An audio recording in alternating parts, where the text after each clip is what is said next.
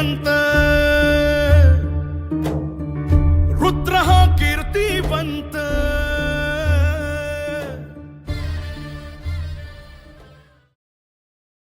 सर्वांना नमस्कार. तर आज आपण ज्या विषयावर बोलतो आहे तो म्हणजे मनुवाद किंवा मनुस्मृती ग्रंथ त्याबद्दल. तर सध्याच्या सामाजिक किंवा राजनीतिक ह्या रूपामध्ये आपण खूप वेळा मनुवाद हा शब्द ऐकला आहे, परंतु त्याचा अर्थ काय आहे किंवा त्याची परिभाषा काय आहे हे सांगण्याचा प्रयत्न कोण करत नाही. इंग्रजांपासून तर आतापर्यंतचे जे लेखक आहेत त्यांनी मनुस्मृतीचं जे चित्र समाजापुढे ठेवलं आहे ते त्यांच्या पद्धतीने, त्यांचा जो सनातन धर्माविषयी द्वेष आहे त्या पद्धतीने ते समाजासमोर ठेवण्याचा त्यांनी प्रयत्न केला. त्यांनी प्रयत्न इतका केला की सध्याचं ते वातावरण पाहून एकदम ते भीतीदायक आणि विकृत असल्यासारखं ते वाटतं, पण त्याच्याबद्दलची वास्तविकता काही थोडीशी वेगळीच. एखाद्या जगामध्ये आपण ज्यावेळेस एखाद्या धर्माचं पुस्तक वगैरे घेतो किंवा धर्मग्रंथ वगैरे घेतो, त्याच्यामध्ये दोन पक्ष असतात, एक उत्तम असतो आणि एक अधम असतो. तर हे जे हिंदू द्वेषी आहे किंवा सनातन द्वेषी आहे ह्यांनी उत्तम पक्ष जो असतो त्याची अवहेलना करून जो अधम पक्ष आहे त्याला समाजापुढे मांडलं आणि त्याच्यावरतीच आपलं ध्यान केंद्रित केलं. त्याला एक पॉइंट म्हणून ते पुढे समाजात पसरवण्याचा प्रयत्न केला. की तुम्ही यांच्यापासून खूप वेळा ऐकलं असेल की शूद्र वैश्य ह्या समाजावर अन्याय व्हायचा वगैरे, त्यांना वर्णभेद व्हायचा. तर ते लोक शिव्या वगैरे देतात मनुस्मृतीला, पण ते हे सांगत नाही की मनुस्मृतीमध्ये सामाजिक किंवा समाजामध्ये व्यवस्था, ते व्यक्तिगत चित्तशुद्धी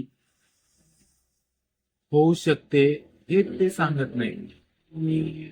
त्याचबरोबर त्यांचं अजून एक, आपण जर त्यांच्या तोंडून जो ऐकतो ते वाक्य म्हणजे जन्माच्या आधारावर जातीभेद आणि वर्णव्यवस्था हे मनुस्मृती करते. तर ते याबद्दलची पूर्ण माहिती देत नाही, काही एक छोट्या अर्ध्या गोष्टींची माहिती ते देतात.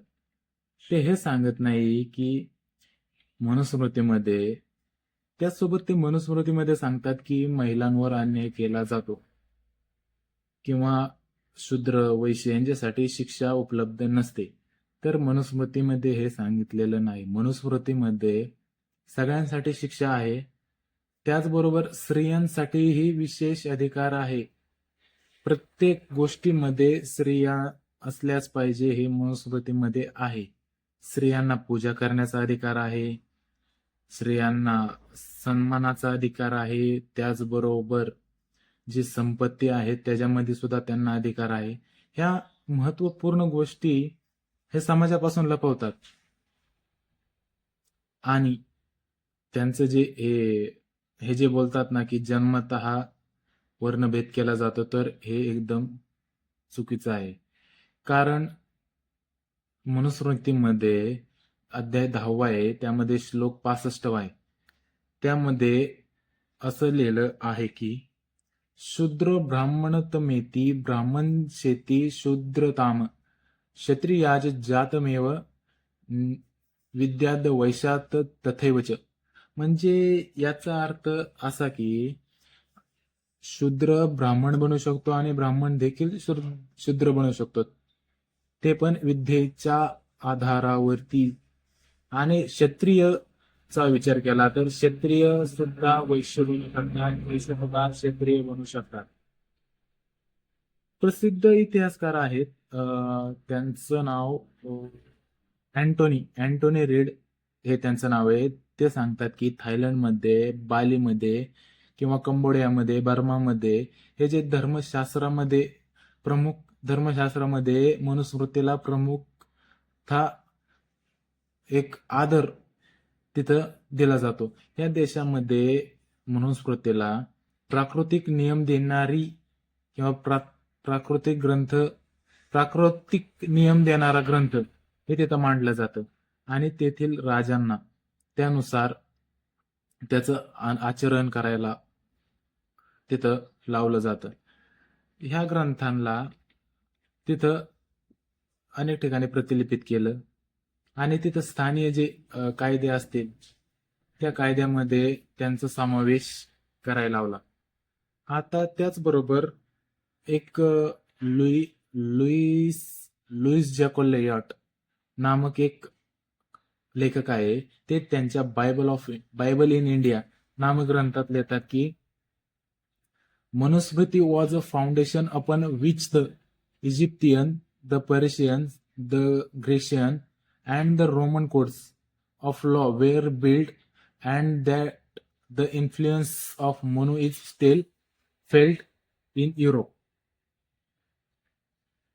तर याचा अर्थ असा आहे की जो दुसरा पक्ष असा पण आहे की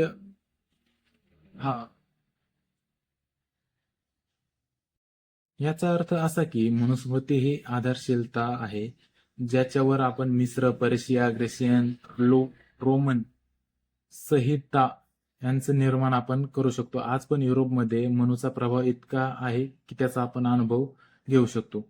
दुसरा पक्ष असा की आपण ज्यावेळेस पाहतो ख्रिश्चन धर्मामध्ये बायबल सर्वश्रेष्ठ आहे, मुसलमानामध्ये कुराण किंवा हदीस हे त्यांचं ते पालन करत असतात आणि त्यांना ते करावं लागतं. त्याचप्रमाणे जर मनुस्मृतीचा आपण एक विचार केला तर हिंदू संस्कृतीमध्ये, सनातन संस्कृतीमध्ये तुम्ही याचं पालन करावे हे काय प्रथम आवश्यकता नाही. आणि वर्तमान समाज मनुस्मृतीपासून जे मनुस्मृतीमध्ये सिद्धांत आहे त्याचं पालन करतोच आहे, न कळत का होईना पण त्याचं पालन ते करत आहेत. तुम्हाला आश्चर्य या गोष्टीचं वाटेल की जे मनुस्मृतीचा विरोध करतात किंवा त्याला जाळणे किंवा चप्पल मारणे, म्हणजे इतर खूप काही आहे की ते हे करत असतात, त्याचा इतका प्रयत्न करत असतात की ते किती सभ्य आहेत. त्याच्यावर संत कबीरदासनी एक सुंदर असं एक कडवं आहे त्यांचं, साधू ऐसा चाहिए जैसा सूप सुभाय, सार सार को गही रहे थोता देई उडाय. म्हणजे याचा अर्थ असा की ह्या जगामध्ये सज्जनांची गरज आहे. त्याच पद्धतीने आपण ज्यावेळेस धान्य सुपामध्ये साफ करत असतो, सुपडत असतो, त्यावेळेस काही जे चांगलं ते सुपामध्ये राहतं आणि बाकीचं जे निरर्थक आहे आपण ते उडून देतो. त्याच पद्धतीने मनुस्मृतीचा जे विरोध करतात त्यांना कोणीच अडवलेलं नाही.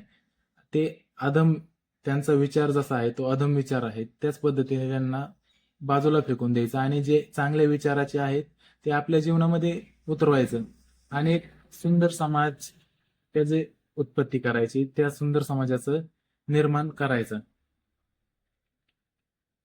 मनुस्मृतीचा हा कायम एक म्हणजे प्रयत्न असतो की समाजामध्ये व्याप्त भ्रांत्य जे आहेत त्यांना दूर ठेवायचं. सनातन धर्म हा उत्तम पक्ष, त्याचा विकास करायचा, धर्माचा आणि देशाचा विकास करायचा. या पद्धतीला आपण थोडक्यात नाकारू शकत नाही. तर आपल्या सनातन धर्माची हीच विशेषता आहे की आपला जो धर्म आहे काळानुसार किंवा जसं समाज बदलन त्यानुसार आपला समाज किंवा आपला हिंदू धर्म हा बदलत असतो.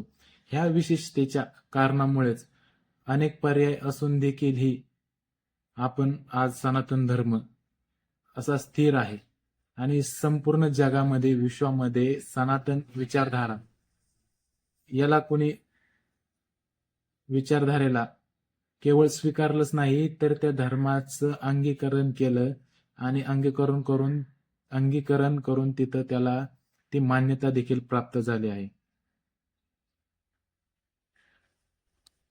तर मी आभार मानेन श्री मनीष त्यागी यांचं, संस्थापक एवं अध्यक्ष श्री हिंदू वैदिक एज्युकेशन फाउंडेशन यांचं. धन्यवाद. व्हिडिओ आवडल्यास नक्की लाईक करा. नगरी